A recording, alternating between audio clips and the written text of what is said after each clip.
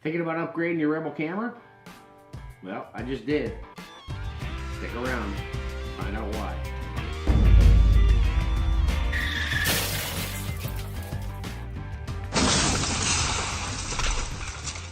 Alright, if you're thinking about upgrading from your Canon Rebel camera line to more of a prosumer or even a pro camera, there's a few things you probably want to think about. Looking for videos online and things like that, trying to help you out to make your decision, because it's a big decision. It's a lot of money, and you don't want to just blow a bunch of cash for no reason at all. So, hopefully this will help you out. I just upgraded from my Rebel T5i to a 7D Mark II, and the reasons I upgraded to the 7D Mark II from my Rebel were a couple. One was autofocus speed. I was never really happy with the autofocus speed on my Rebel.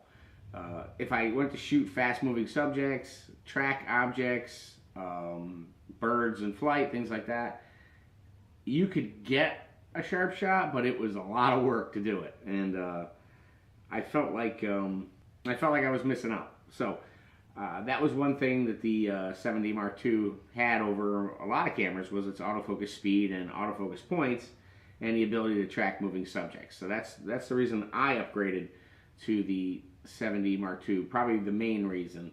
Second would be high ISO performance. It's got way better high ISO performance than the T5i does. That was the main two reasons why I upgraded. But before I upgraded, I was deciding whether to switch to Nikon, stay with Canon, go full frame. I wasn't really sure. I knew I wanted to upgrade because I've been spending a lot more time doing photography and feeling the limitations of my Rebel as far as some of the things I wanted to do with the camera. I realize it's not the camera, it's the photographer a lot of times, but in certain situations, gear does matter. I mean, just shooting a bird in flight is way easier with a 7D Mark II than it is with a Rebel T5i. I mean, nobody will dispute that. So that was my main reason. If it was just for shooting still subjects, landscapes, things like that, the T5i is a wonderful camera. It works great. It takes great video. It shoots at, I think, 4.5 or 5 frames a second, which is fine. But the focus couldn't keep up with the frames per second. So that was, like I said, one of my main reasons. It wasn't for resolution. The resolution on the 7D Mark II is only 2 megapixels more, so not a real big jump there. But as far as processing ability and AF speed and AF accuracy, it's light years ahead of the Rebel. So I decided to go with the 7D Mark II and stay with the Canon line because of all of the all the EFS lenses I had. I have several EFS lenses, and if I went with Nikon, well, none of them would work. If I went full frame, I only have one EF lens. So, yeah, I would have had to rebuy all my lenses. So I was looking at getting a 6D and getting into full frame that way. I figured it was the least expensive alternative. But there again, I was stuck against the wall with the AF points. The AF points were the same as on my T5i. So, you know, yeah, would I have gotten good resolution? Sure, would have gotten a big bump in resolution. Good bump in ISO performance. Autofocus speed? Not so much. Wouldn't have gotten any bump in the autofocus speed. So that was my reasons for going to the 7D Mark II. First thing you notice when you get a more prosumer or professional body, just the accessibility of the functions is far superior to a Rebel. Just being able to dial in your shutter and your aperture with the two different dials, that alone is a huge plus. I know it's not much to push the AV button and switch back and forth, but I'll tell you, when you're in the middle of shooting something, it's a lot easier to just dial the dial and see it than to fumble around for the AV button. I say fumble around. My muscle memory knows where the button is now, but it still is easier to use the dials. Fully customizable buttons as far as setting up your drive modes, your white balance modes, your ISO, your AF performance. That is amazing on the 7D Mark II. I'm not going to go too deep into telling you about it because there's lots of great videos out there that explain how all the systems work on this camera, and there are lots of them. That right there would be 2 hours worth of video. I've watched probably 20 different videos showing how to use the different functions of this camera, and reading the manual and different PDFs on how to use it. But this really isn't necessarily a video about the 7D Mark II. It's really about upgrading your Rebel line, and whether you even need to. As far as taking high resolution pictures that generally print very nice and show great online and have decent ISO performance, the T5i is a fine camera. It's a beautiful camera. It just didn't do the things I wanted it to do as far as the way I was going with my photography. I'm doing a lot less video these days. I still put out my YouTube videos here and there, but I found that I enjoy photography more than video now. So I went with more of a photography-centric camera.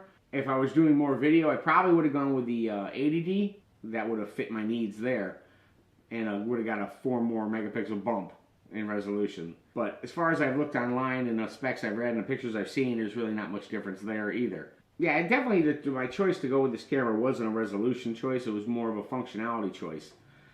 And that's what I guess anybody who's upgrading needs to think about, functionality. What are they using the camera for? If you're just using it for landscapes and things like that, I mean, Rebel will do fine. I mean, it'll take wonderful pictures. If you want more resolution, better performance there, then you probably skip right over, APS-C camera and go with a full frame. And 6D would be a great camera, or a D610 or something like that. I almost switched to Nikon.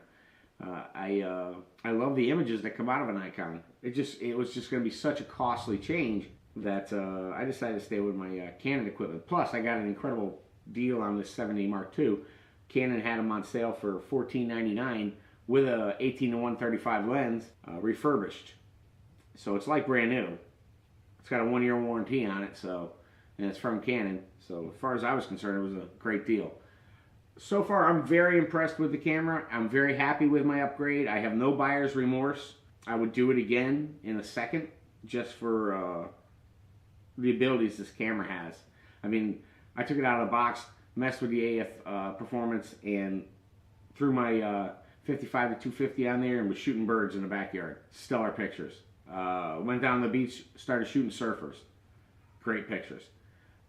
Things I couldn't do with the T5i, and get as many in-focus, sharp shots to choose from than I did with the 7D Mark II. So, again, like I said, what are you using your camera for? That's the question you got to ask yourself. The ISO performance is a bump. That right there is awesome. I shot a picture with 16,000 ISO on this camera, and as far as I was concerned, it's a usable shot. I mean, I could print it at 8x10 and it would look beautiful. I mean, you can see it here on the screen. It doesn't look all that bad. It's 16,000 ISO, so not 1,600, 16,000. So that's a bump. 16,000 on a T5i looks like a piece of sandpaper. So that's pretty cool. Anyway, just wanted to jump on and give you some food for thought. If you have any questions on the upgrade to another camera, feel free to message me below. If you disagree with my reasons for upgrading, let me know that too. I'm always open to hear other opinions on why people do things. Like I said, I'm very happy with my upgrade. Just the difference in the way the shutter works, the difference in the way the high-speed burst works. I mean, 10 frames a second, it's a novelty for some people, but if you're shooting a bird going across the sky, having more sharp frames to choose from or shooting a surfer, or shooting cars, or kids playing, having more sharp shots to choose from, that is definitely an advantage. So, other than that, that's all I want to talk about. Just know your reasons for upgrading. If you're going to upgrade, don't just upgrade to upgrade. Upgrade because you're going to get something out of it. And the results of my upgrade were immediately noticeable to me. Hopefully, if you upgrade, they will be for you too. So you don't get buyer's remorse. Buyer's remorse sucks. So, that's why I do so much research on my purchases before I do. And, if you're in a Nikon camera, stay with Nikon. If you're in Canon, stay with Canon, unless you want to buy a bunch of new lenses. All right, that's all we got to say. Y'all have a great day, and we'll see you next time. Thanks for watching.